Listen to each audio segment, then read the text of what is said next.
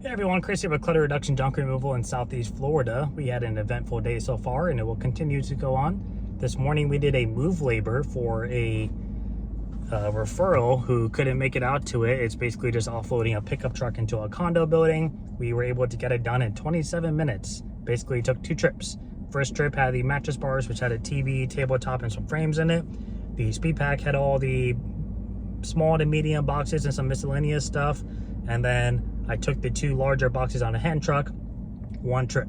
Second trip was the 3 couch pieces that I had on 3 separate dollies, easy peasy.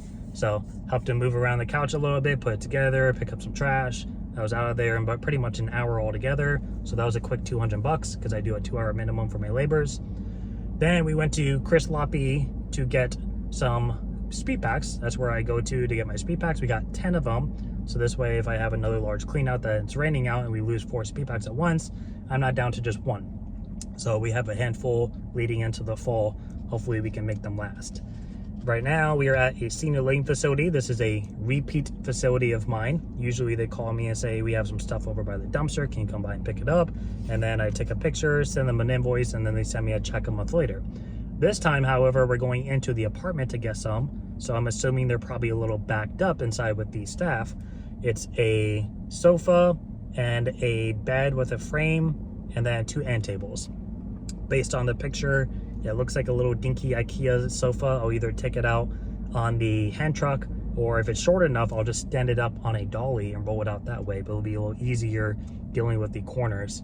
And then the bed looked like it's on a metal frame that has like the availability for storage to go underneath it. So those usually just fold up, and that means I could put that on the mattress bars with the mattress. And then the 2 end tables, I'll either throw in the speed pack or I'll stick it on a dolly and just stack it and roll it out. Either way, it should be a fairly quick job and pretty easy. After this, we are going to be heading to somebody who just gave me a call who didn't sound like he was very excited about junk removal companies in general. He was complaining to me a bit on the phone, just kind of went off on a tangent and I just let him talk. But basically, I'm going to pick up a 2-piece armoire and a queen bed with an adjustable frame. Now, what he was describing to me on the phone was not an adjustable frame, but when I asked if it was a hospital bed, because he says it goes up and down, he said, no, it's a queen. I said, all right, that sounds like an adjustable frame then. And he was like, I don't know if you guys are gonna have to take it all apart. I really don't want to pay for the extra time. And I was like, unless it's something else, I'm not gonna take it apart at all. I might pop the legs off, but that's about it. So he doesn't sound very thrilled in general, but he's probably had a couple of bad experiences and I can completely understand it. Been there, done that. And the moment he told me that the armoire comes in 2 pieces, made that job 10 times more easier. I could take out an armoire by myself if it was 1 piece. I've had some pretty heavy ones in the past.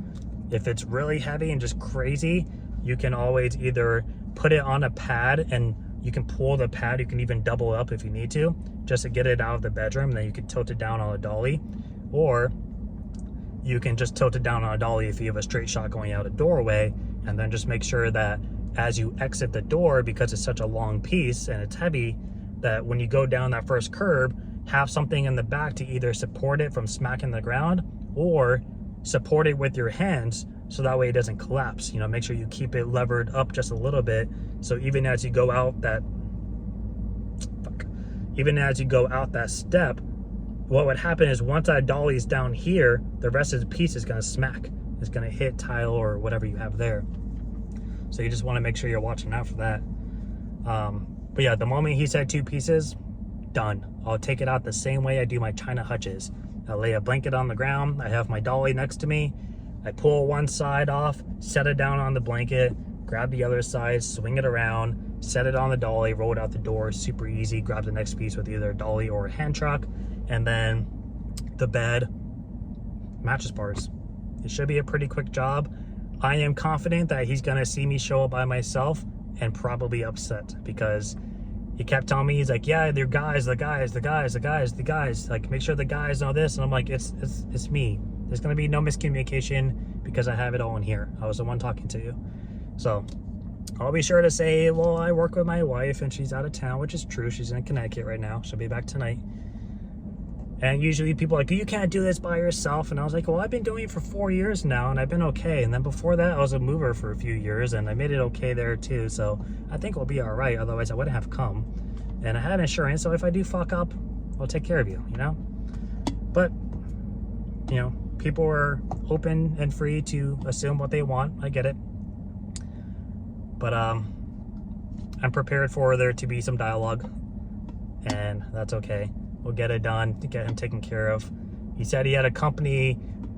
It was so funny because like I gave him the spiel over the phone and he was like, yeah, everything you just told me, the other company told me too. And they said that they think it's going to be around 300, 500 max. When they got there, they said 900. And I was like, well, that sounds like to me that there's some added pieces in the mix. That's just me though, my experience. But I was like, well, based on what you described, I would love to come out to give you a price first, which is what we're going to do. But I gave him a ballpark of a quarter of a truck, probably closer to 3/8 of a truck, but it sounds like he's having a bad time. I'll be the one to smooth things over for him. Maybe he'll be a repeat in the future. It's for his mom's house, so maybe he'll have something in the future and he can call me again for it. But yeah, he wasn't thrilled about everything. And I was like, he was like, yeah, like I'm tired of dealing with people like coming and going and doing this and that. And I was like, I get it, but you know, all I can do is tell you I'm gonna do this and you're just gonna have to trust me. So we'll see what happens. We're gonna head inside there. I was just waiting until 1 o'clock because that's what time I told them I'd be coming. Got here a little early. So see you guys in the apartment room. Here's all of our equipment. We got the mattress bars for the bed.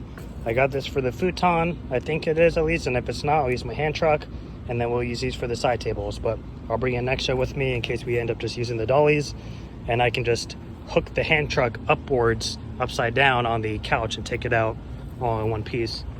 So that's why we bring it all with us just in case. So normally I either park on this side or right here along the building. Very rarely do I park actually in here because they may have a delivery or like the laundromat guys come out. So usually that's a little bit of a pain. Hopefully the door is open as well. Sometimes it's not. So we'll see. By the way, if you guys have the opportunity to, try to get one of these carts. They're like Uline carts.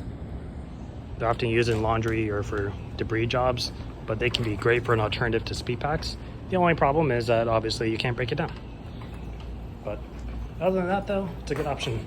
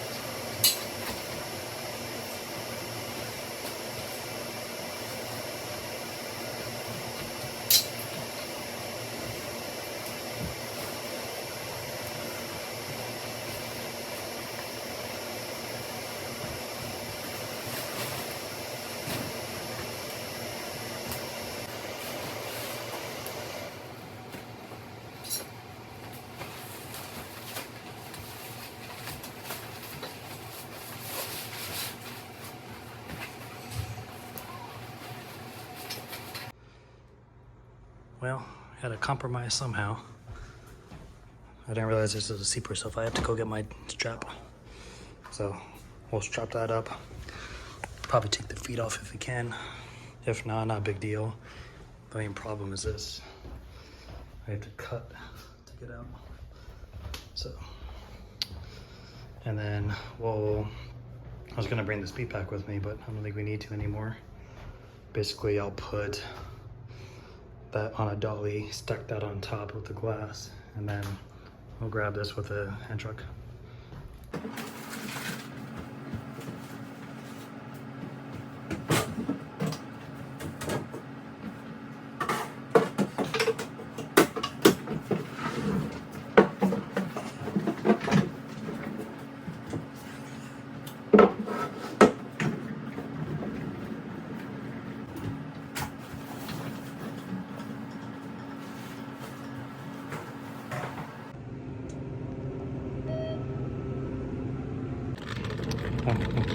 There you go, guys. Can't find mattress bars, build them. This is a senior living facility. They built their own mattress bars. All you need. But you'll notice they have the typical little shitty dolly, but they changed out the wheels. Those are 4-inch wheels. That's a good move. I always recommend that you have a strap that is designated specifically for sleeper sofas. That way you always know you have it. Just remember to take it off at the dump. But the reason you want to put a strap on it is so that the bed doesn't pop out when you go to move it, because they will 100%. And they cause damage, and they're very hard to get back in place when it's not laying flat. So this couch is going to be a little fun with the refrigerator. I'm going to go ahead and explain real quick what I'm going to do as a walkthrough, because I can only record one side of the room at a time. And I'm going to do the inside because there's going to be more action. Once I get outside that door, all I'm doing is standing the piece up and turning it. So I'll try to get it from the inside so you can see what I have to deal with when I have tight spaces by myself. All right, so you're on 0.5 zoom right now, so everything's gonna be a little wider than it is. So essentially, I am going to take this on the hand truck, grabbing it from the back side. I'm gonna strap off the bed so it doesn't pop open on us. We're gonna take it out on the hand truck this way. When I get right here past the door, I'm gonna stand it up, shimmy it like this, kick the bottom out, and then to go out straight with it.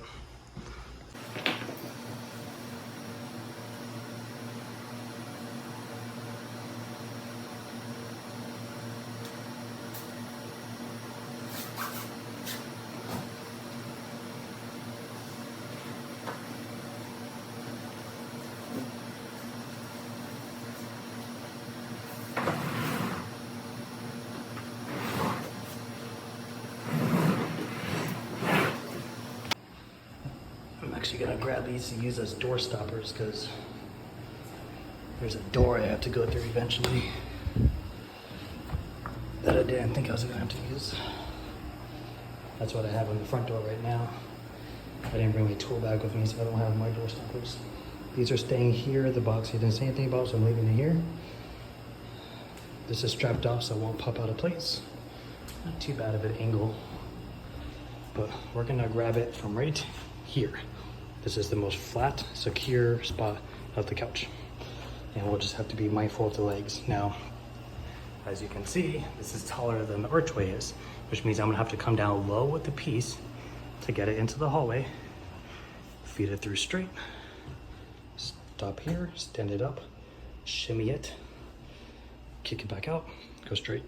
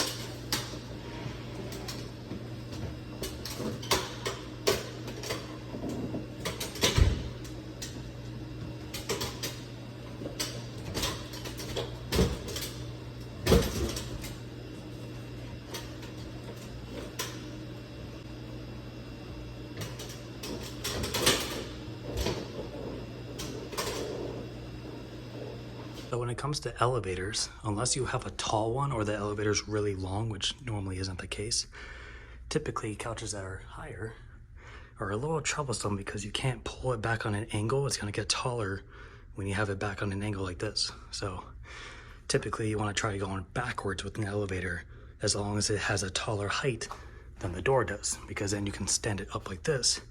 And then like we did at the front door, kick it back out, and then you swoop back out like this.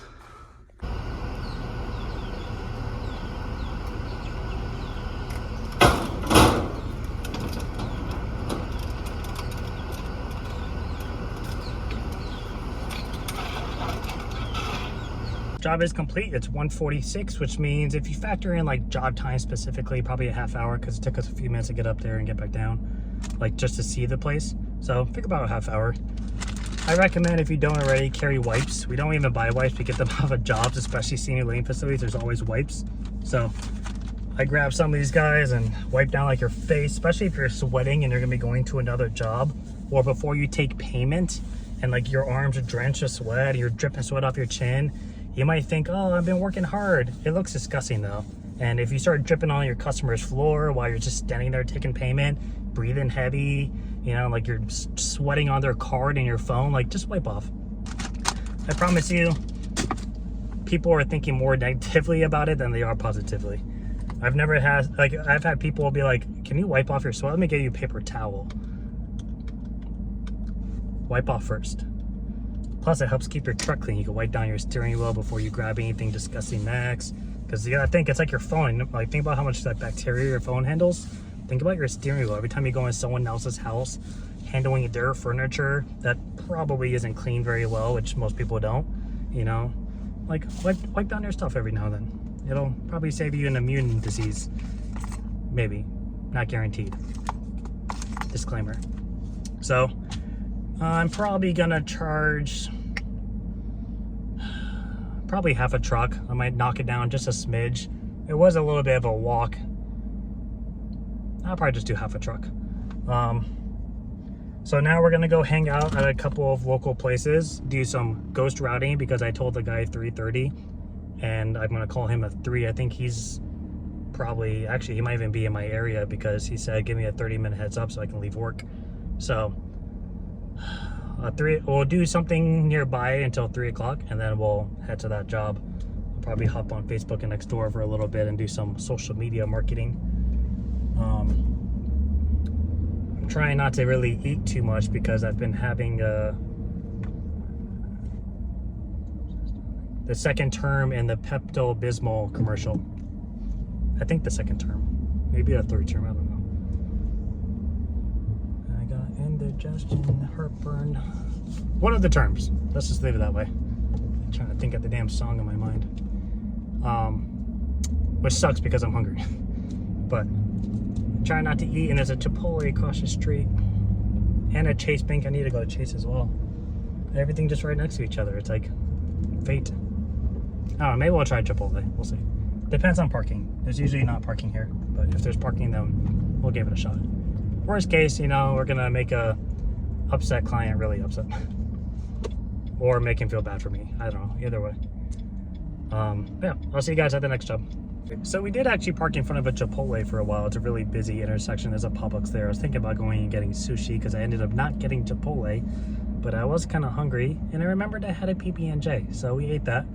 And we just stopped in 7-Eleven and got some, I really like these instead of getting, like, I like Body Armor, don't get me wrong, but these are a lot cheaper and they have all the same stuff in it.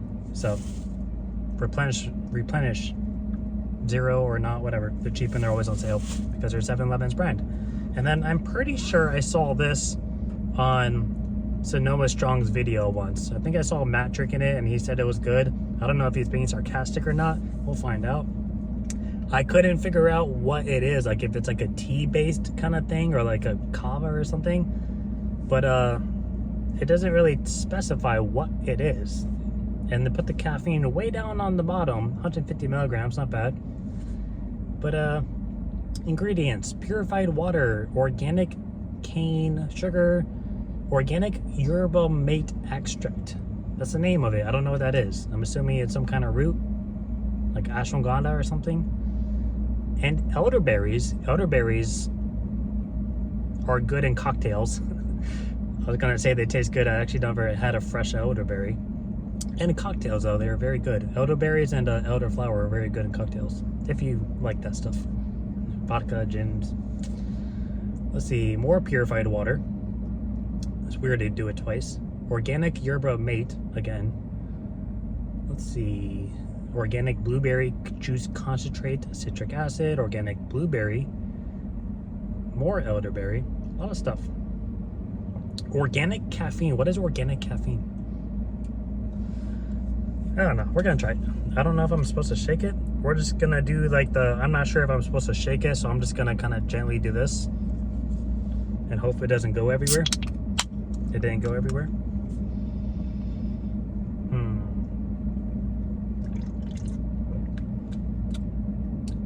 Tastes like a tea, like a cold blueberry tea with a little bit of citrus in it. Not like lemon citrus, more like a citrus, so it's not too potent.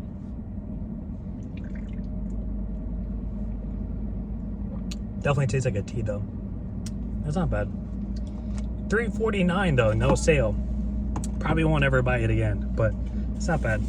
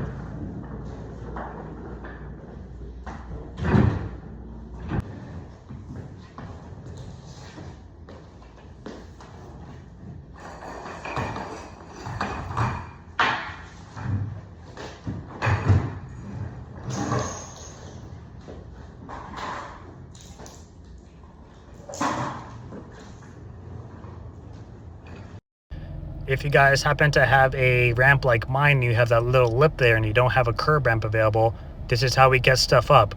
You push down on one side, you lift the dolly up. You have the weight distribution of the piece on it to help you kind of navigate that.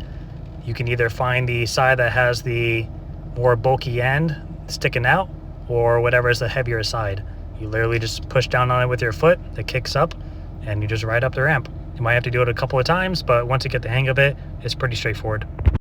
And then we're doing this to help protect the aluminum lip from getting bent with the dollies.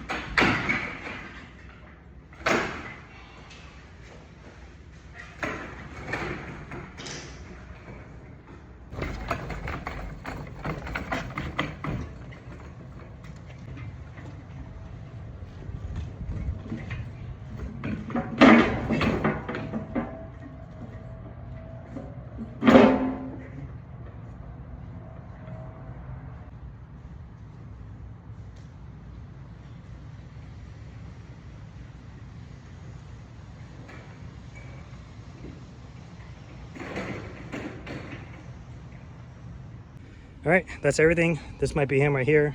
I went ahead and locked up the doors. We threw the blanket on this just because they're getting ready to paint. They've already done prep work, which means they've already patched walls. So the last thing I want to do is, you know, put a little dent in the wall or something. So that's just a safety measure. Here it is.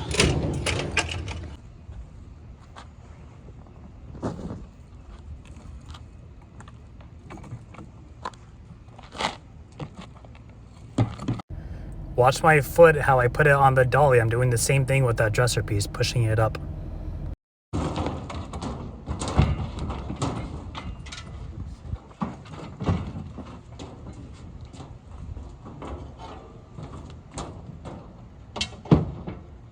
Alright, job is done. We are heading out of here. Nice guy overall. Sounds like he just got screwed over by a junk removal company. I asked him out of curiosity who the company was, because it sounded like a strange situation to me. And he said that he wasn't sure of the name. It was some number in Texas, which was weird. And I was thinking, like, in my head, like maybe it's a subcontractor situation. And he was like, yeah, he had some guy come over, and he was like, yeah, I'll have a guy there. And it was an entirely different company, so subcontractor. And on the phone, he was like, yeah, just give me a description of the items. And he was like, I can send you photos. He's like, no, I just need a description. Told the guy probably around 300, 500 tops. So I think he got a range of 300 to 500. And when the other guys got there, they said, nope, that's going to be 900. So it sounds like a big miscommunication between subcontractor and person doing the job, probably because it's going to cost more for them to do the job and they're not going to get compensated for it. That would be my guess. That's kind of what I told him, is that's kind of what I was picking up on the situation. But he said he was very happy with me, thanking me for being reliable, because I came out same day, a couple of hours later, told him the price, it was still the same price, and he was very happy about that. Hopefully he leaves me a review. He said something about like, yeah, you popped up and you had good reviews, so I called you. People say that and then they won't leave a review. And I was like, why not leave a review for the same reason why you called me in the first place, you know? That's all I'm asking here. Just need reviews. Out of all the jobs I've done, I used to think when I was a mover that like they would get reviews. They got a lot of bad reviews too, but they would get reviews, and I always just thought like, oh, when I do this on myself, like I'm gonna be so much more personable, and I'm gonna do things so much more like intently, and it's gonna be so much easier to get reviews. Like I could probably dumb it down to 70-80% of my clientele is gonna leave me reviews, and like I could jump up to the hundreds quick. Complete fucking opposite. Crazy. So we never ended up getting that. Can I get out this way? I'm confused. I think I can. This is how I came in, right? Yep. Yeah, it was completely different scenario. Like you get the people, they're like, yeah, I'll leave you a review, like it was amazing, I love you, blah, blah, blah. Give you like a $200 tip. And then they don't leave a review. And like, yeah, that $200 tip was cool, but you know, the review goes a lot further.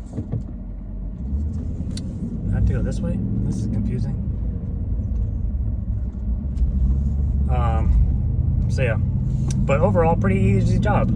The Almar actually kicked back on me a little bit. That is one of the problems when it's not up against the wall. It is a lot easier when it's against the wall because it can't go backwards on you.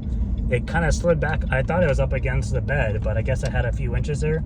So when I brought it down, and it kind of kicked back on me, and I kind of caught it and set it down semi-gently. That was just one of those kind of quick reactions you just got to be prepared for. But other than that though, the bed was pretty smooth. I probably could have gotten it out of the hallway, but they were in the middle of prepping for paint, like putting all the tape out and everything. And to me, that means that they've already gone through and done prep work and sanding and whatnot. So I didn't want to risk, you know, even just nicking the wall. Holy shit, that cop is going fucking fast. What the fuck? You, Broward. Holy shit.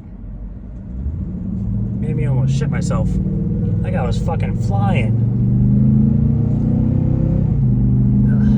Made me nervous. He wasn't slowing down either. He fucking whooped past me. Ugh. Forgot what I was saying.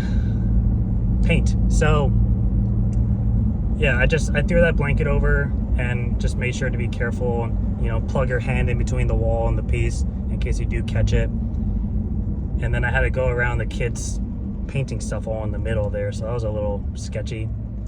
But overall, pretty smooth job. I think I was literally like had everything out in less than like 8 or 9 minutes. So I finished everything before he got there. Let's put it that way. And he was 10 minutes away when I was like, hey, this is the price if you want me to start. He's like, yeah, go ahead. So, and then when he came here, he was like looking around, and I was like, it's just me. And he's like, oh. He's like, I couldn't get those out by myself. He's like, did you have to take apart the bed? I was like, no. It's an adjustable frame. Stop it right on the dolly with the handlebars, mattress bars. I was like, if you have the right equipment, a lot of this job is really easy. It's sometimes just a little bit of problem solving, but that's it. So he said if he needs anything in the future, he'll keep me in mind because I was the first reliable contact he had for junk removal. And that's what we're all about here at Clutter Reduction. Reliableness. So yeah, we're gonna head to the dump now. I don't really think there's anything back there worth donating. I would think like maybe the frame, but it's a little rusted around the tips. So, and it's a bigger object. It doesn't fold down unless you take it all apart, which is kind of a pain in the ass. And then the sleeper sofa, nobody takes sleeper sofas. They're just too big, they're too heavy. It's not in bad condition, but you could tell like where the actual bed was a little dirty. So I'm not gonna keep it just to bring it there and they say no, then I'm stuck with it. I'd rather get the trailer empty for anything else that comes up. So that's kind of where we're at with things. But I think that's going to be it for today. Unless another job pops up, which if it does, I'll let you know. And if this is the end of the video, then that means nothing else popped up. So until next time. All right, no new jobs, but I thought I'd throw some expenses in there. We just weighed in at the dump. 980 pounds, $20.58. So just under half a ton. And gonna be a little bit of a wait. They said an hour. Usually it's like 45 minutes, but that's all right. I don't really have a whole lot else going on for today.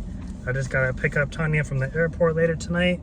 Maybe grab some dinner, surprise her. I don't know. What are you guys think? Sushi? She likes sushi. Maybe we'll do sushi.